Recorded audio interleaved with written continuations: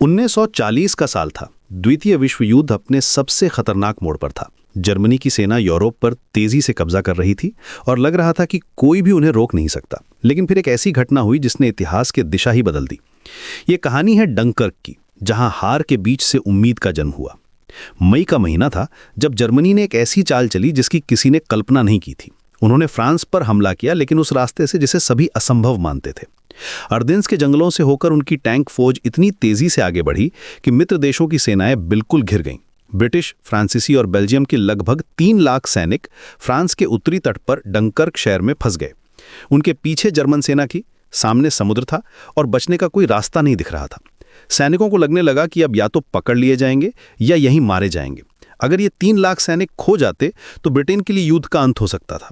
London में बैठे नेताओं को समझ आ गया कि ये सिर्फ एक सैन्य संकट नहीं, बल्कि पूरे देश के अस्तित्व का सवाल है। तब ब्रिटेन की सरकार ने एक आखिरी फैसला लिया, जो भी हो, जितने सैनिक बच सकते हैं उन्हें वापस लाना ही होगा। 26 मई को ऑपरेशन डायनेमो शुरू हुआ। ये नाम रखा गया था डोवर के उस भूमिगत कमांड सेंटर के नाम पर जहां से यह अभियान चलाया जा रहा था। शुरुआत में योजना थी कि ब्रिटिश नेवी के बड़े युद्धपोत जाकर सैनिकों को वापस लाएंगे, लेकिन जल्द ही पता चला कि ये इतना आसान नहीं है। डनकर्क के समुद्री तट का पानी बहुत उथला था और बड़े जहाज किनारे तक नहीं पहुंच पा रहे थे। सैनिक समुद्र तट पर फंसे हुए थे और बड़े जहाज गहरे पानी में खड़े थे। बीच में था समुद्र का वो हिस्सा जहां कोई नहीं जा सकता था। तब ब्रिटेन की सरकार ने एक ऐसा फैसला लिया जिसकी किसी ने कल्पना नहीं की थी। उन्होंने रेडियो पर घोषणा की, अगर आपके पास नाव है तो उसे लेकर डनकर्क आ जाइए। यह आह्वान था आम नागरिकों से, जिनके पास छोटी नावें थीं, मछली पकड़ने वाली नावें, मोटर बोट, नदी में चलने वाली नावें, सभी को बुलाया गया। इन्हें बाद में लिटिल शिप्स ऑफ डनकर्क कहा गया। और फिर जो हुआ वो इतिहास में शायद ही कभी देखा गया हो। पूरे ब्रिटेन से आम लोग अपनी नावें लेकर डनकर्क की तरफ चल पड़े। ये कोई प्रशिक्षित नाविक नहीं थे, न ही सैनिक थे। ये थे दुकानदार, मछुआरे, डॉक्टर, इंजीनियर, आम लोग, जिन्होंने अपनी जान की परवाह किए बिना इस मिशन में हिस्सा लिया। उनके पास ना तो हथियार थे, न ही कोई सुरक्षा, बस था तो एक जज्बा अपने सैनिकों को बचाने का।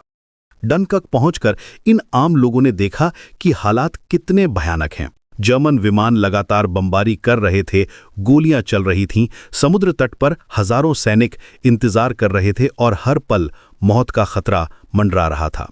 लेकिन इन छोटी नावों के मालिकों ने हिम्मत नहीं हारी। वे समुद्र तट तक गए, सैनिकों को अपनी नावों में बिठाया और फिर उन्हें गहरे पानी में खड़े बड़े जहाजों तक पहुंचाया।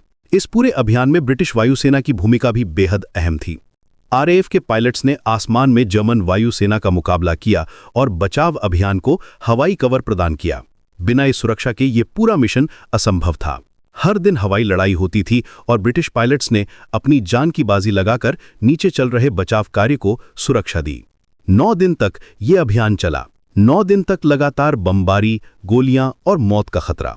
शुरुआत में ब्रिटेन को उम्मीद थी कि शायद 30 या 40 हजार सैनिक ही बच पाएंगे, लेकिन जब ये अभियान खत्म हुआ तो पूरी दुनिया हैरान रह गई। करीब 3,30,000 सैनिक सुरक्षित ब्रिटेन पहुंचा दिए गए थे। ये संख्या किसी के सपने में भी नहीं थी। डनकर्क कोई बड़ी सैन्य जीत नहीं थी, लेकिन ये हार में छुपी सबसे बड़ी उम्मीद थी। इन 3 लाख सैनिकों ने बाद में ब्रिटेन की रक्षा की और अंततः जर्मनी को हराने में अहम भूमिका निभाई। अगर ये सैनिक डनकर्क में खो जाते तो शायद इतिहास कुछ और होता। लेकिन डनकर्क की सबसे बड़ी सीख ये थी कि जब हालात सबसे अंधेरे हों, तभी इंसान की हिम्मत, एकता और साहस इतिहास बदल सकता है। उन आम लोगों ने, जिन्होंने अपनी छोटी नावें लेकर मौत के मुंह में जाने का फैसला किया, दिखा दिया कि असली ताकत सिर्फ हथियारों में नहीं, बल्कि इंसान के हौसले में होती है। डनकर्क ने ब्रिटेन को सिखाया कि हार भी कभी-कभी जीत की नींव बन सकती है और सबसे मुश्किल वक्त में भी उम्मीद का दामन नहीं छोड़ना चाहिए।